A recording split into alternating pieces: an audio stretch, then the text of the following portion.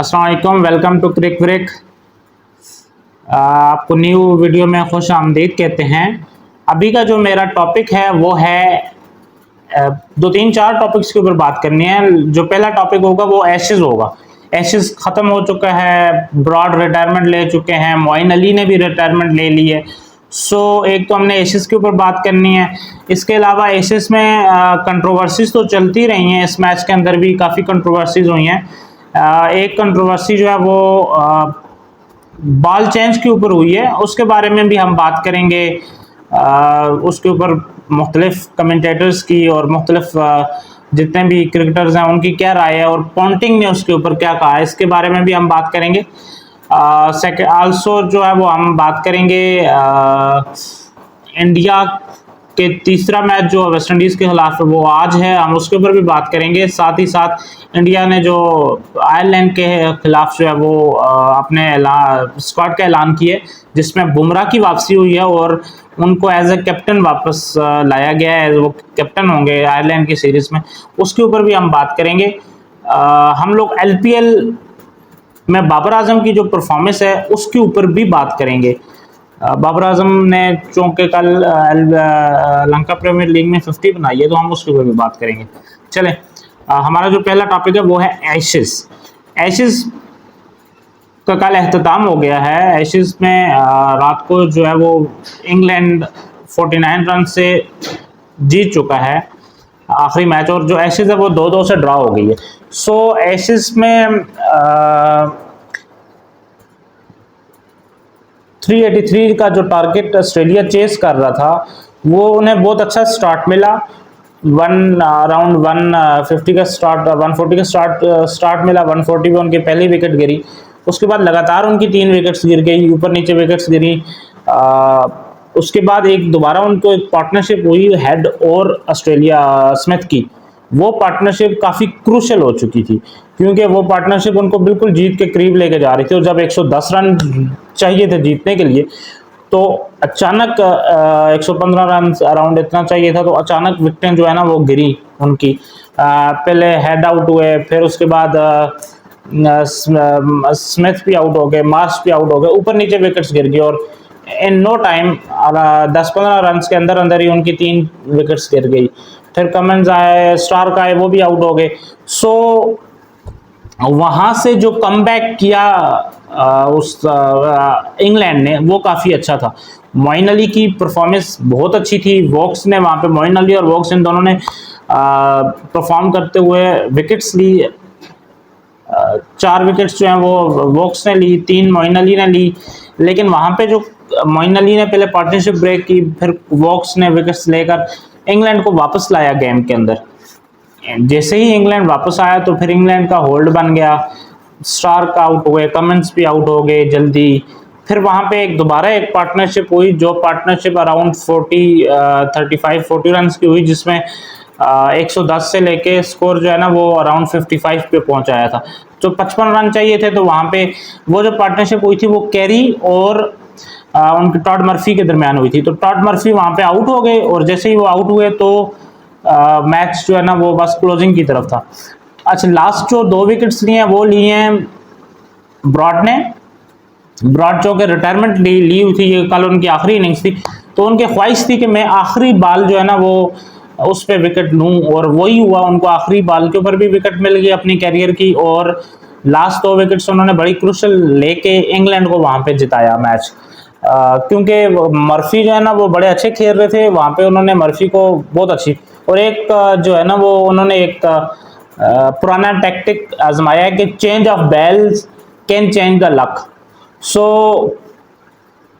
पिछले इनिंग्स में वार्नर के साथ भी ऐसे ही हुआ कि उन्होंने विकेट्स की बेल्स को चेंज किया। बेल्स को आप चेंज किया तो अगली गेंद पे लबुशैन के साथ ऐसा किया, तो अगली बॉल पे लबुशैन आउट हो गए। तो इस मरतबा फिर चूंकि विकेट नहीं गिर रही थी, तो मर्फी के साथ उन्होंने ऐसे किया कि एक बॉल पहले जैसे ही उन्होंने बेल्स को दोबारा चेंज किया, उन्होंने बेल्स को विकेट से उठाई, बेल्स दोनों आगे पीछे की, और वो जैसे ही उन्होंने बेल्स की तो अगली बॉल पे मर्फी आउट हो गए। वो वही बात है, पुराना एक टैक्टिक है कि आप बेल्स को चेंज करें, लेट्स सपोज आपकी मे भी लक चेंज हो जाए, तो बिल्कुल ब्राड के साथ दोनों इनिंग्स में ऐसे ही हुआ कि दोनों में, और एक बॉल के बाद जैसे ही उन्होंने वो बेल्स चेंज की तो अगली बॉल पे विकेट गिर गई। सो ये एक हुआ है, और मेरे ख्याल में ऐसा इसलिए होता है क्योंकि जैसे ही आप बेल चेंज करते हैं तो वैसे होना नहीं चाहिए, ऐसे अलाउ नहीं करना चाहिए अंपायर्स को, क्योंकि आप जैसे ही बेल्स चेंज करते हैं जो प्लेयर बैटिंग कर रहा होता है उसके ऊपर प्रेशर पड़ जाता है। वो कहता है यार इसने मे बी, इन्होंने अब बेल चेंज किए तो मे बी मैं आउट हो जाऊं, उस वो एक मेंटली प्रेशर में आ जाता है कि इस बॉल पे, अगली बॉल पे मे भी इन्होंने बेल चेंज किया तो मैं आउट हो जाऊं। और बिल्कुल ऐसे ही हुआ है, लबुशैन भी और टॉड मर्फी भी अगली बॉल पे आउट हो गए। नो डाउट बॉल बहुत प्यारी थी, एक अच्छा आउट स्विंगर ब्रॉड ने किया था, लेकिन स्टिल ये एक होना नहीं चाहिए वैसे, इसको क्यों अलाउ नहीं करना चाहिए अंपायर्स को कि आप जो प्लेयर जो है ना वो बेल्स चेंज करे टू चेंज द लक।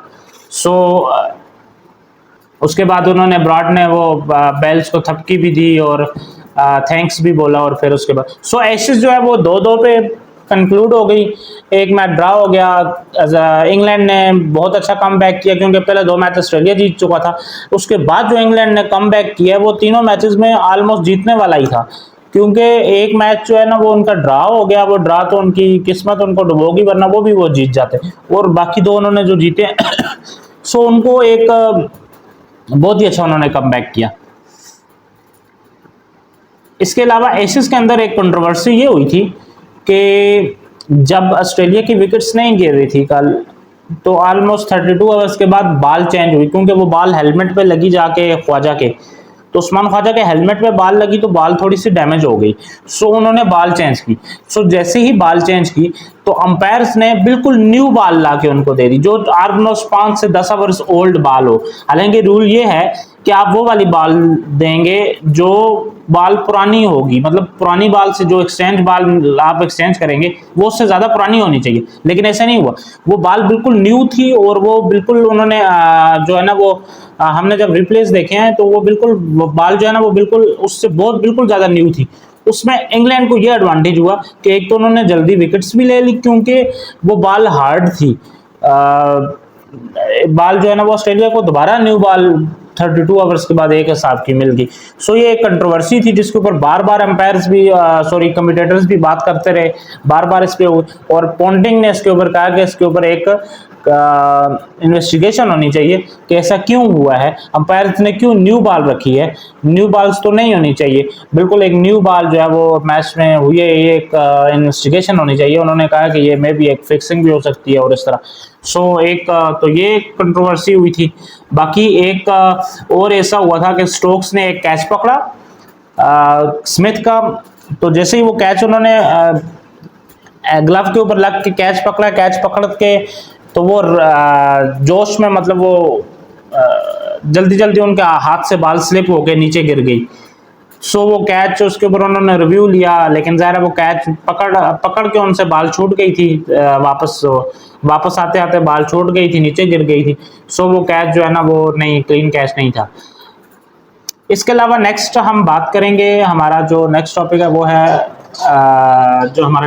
वो है इंडिया का। इंडिया का जो मैच है वो, उसमें आज उनका थर्ड ओडीआई है।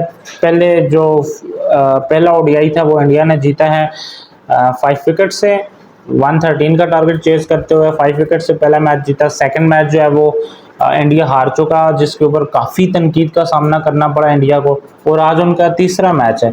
सो हम देखेंगे कि तीसरे मैच के अंदर इंडिया क्या परफॉर्म करता है, क्या परफॉर्मेंस देता है इंडिया। काफ़ी आज जो उनका मैच है उससे पहले चांसेस हैं कि रोहित शर्मा और विराट कोहली को भी वापस टीम में अपने नंबर्स के ऊपर खेलने का मौका मिले, क्योंकि अभी तक जो बाकी प्लेयर्स हैं उनकी इतनी अच्छी परफॉर्मेंस नहीं हुई और इंडिया को काफ़ी तनकीद का सामना भी करना पड़ा है। इंडिया ने आयरलैंड के खिलाफ अपनी वनडे टीम का स्क्वाड का ऐलान कर दिया है, जिसमें बुमराह को कैप्टनसी मिली है। अब बुमराह जो है वो काफ़ी टाइम से इनफिट थे, और अब जैसे ही वो आए हैं वापस तो उनको T20s के अंदर कैप्टनसी मिली है, ताकि वो आयरलैंड के खिलाफ T20 में एज ए कैप्टन रिटर्न हुए। सो हम आपको टीम के बारे में बता देते हैं। जो टीम है वो है जसप्रीत बुमराह कैप्टन है, ऋतुराज गायकवाड़ जो है वो विकेट कीपर हैं। यशी जायसवाल ये आईपीएल के अंदर इन्होंने बड़ी अच्छी परफॉर्मेंस दी है, वो हैं। तिलक वर्मा है। रिंकू सिंह ने भी बहुत अच्छी परफॉर्मेंस दी है केकेआर की तरफ से। इन्होंने एक मैच में तो 30 रन जो 29 चेज करने थे और इन्होंने लास्ट ओवर में 5 छक्के मार के मैच जिताया था। संजू सैमसन है, ये भी विकेट कीपर हैं। सॉरी, गायकवाड़ जो है वो विकेट कीपर नहीं है, वाइस कैप्टन है। इसके अलावा जितेश शर्मा हैं, शिवम दुबे हैं। जितेश शर्मा भी विकेट कीपर हैं। शिवम दुबे हैं, विशनदन सुंदर हैं, शहबाज अहमद है। इसके अलावा रवि बिश्नोई जो उनके लेग स्पिनर हैं वो हैं। प्रदेश कृष्णा है, अर्शदीप सिंह हैं, मुकेश कुमार हैं और अवेश खान है। ये इनकी टीम है जो आयरलैंड के खिलाफ मैचेस के अंदर ये वाली इनकी जो टीम है वो है। सो आयरलैंड के खिलाफ जसप्रीत बुमराह की कैप्टनसी में रिटर्न हुआ है जसप्रीत बुमराह का और उन्हें कैप्टनसी मिली है। इसके अलावा हम बात करते हैं लंका प्रीमियर लीग की, जिसमें कल जो मैच हुआ है उस काफ़ी लो स्कोरिंग, बहुत ज़्यादा लो स्कोरिंग तो नहीं था लेकिन एवरेज लो स्कोरिंग मैच था। उसमें बाबर आजम ने 50 स्कोर किए, 59 नॉट आउट, 59 उन्होंने बनाए हैं एक 51 बॉल्स के ऊपर। काफ़ी स्लो इनिंग्स थी लेकिन देखा जाए तो पिच के हिसाब से बिल्कुल ठीक इनिंग्स थी, क्योंकि उन्होंने एंड तक एक जो एंड है वो संभाले रखा है, लास्ट तक उन्होंने वो एंड संभाले रखा है और वो उस पर उन्होंने स्कोर भी किया है। क्योंकि स्लो विकेट थी और स्लो विकेट के ऊपर टर्निंग ट्रैक था, स्लो विकेट थी, स्कोर करना बहुत मुश्किल था। और यही बात हुई है कि 157 रन का जो टारगेट है वो डी कैंडी वाले जो है ना उनसे चेज नहीं हुआ और कोलंबो स्ट्राइकर्स जो है ना वो मैच जीत गए। सो बाबर आजम की एक अच्छी इनिंग्स, क्रूशियल इनिंग्स, जिसकी वजह से उनकी टीम जो है ना वो मैच जीती है और अब वो पहला मैच हार चुके थे, अब दूसरा मैच उन्होंने जीत लिया है। इसके अलावा आज 2 मैच हैं लंका प्रीमियर लीग में, एक है दम्बोला औरा का, एक जफना किंग्स का, इन दोनों का आपस में मैच है और दूसरा है गैले टाइटंस का बी लव कैंडी के साथ। सो 2 मैचेस हैं, एक मैच 2:30 बजे लगेगा और दूसरा मैच 7 बजे पाकिस्तानी टाइम के मुताबिक लगेगा। सो ये कुछ बातें हैं, हमने कुछ डिस्कशंस की हैं, कुछ न्यूज़ आपके साथ शेयर की हैं। उम्मीद है आपको आज की वीडियो पसंद आई होगी। आप इसके अलावा आप जो भी आपका क्वेश्चन हो आप कर सकते हैं। कोशिश करें मेरे चैनल को ज़्यादा से ज़्यादा लाइक करें, सब्सक्राइब करें, वीडियोस को वॉच करें, लाइक करें, सब्सक्राइब करें, शेयर करें। आपके ताउन का बहुत शुक्रिया। अल्लाह हाफिज़, थैंक यू।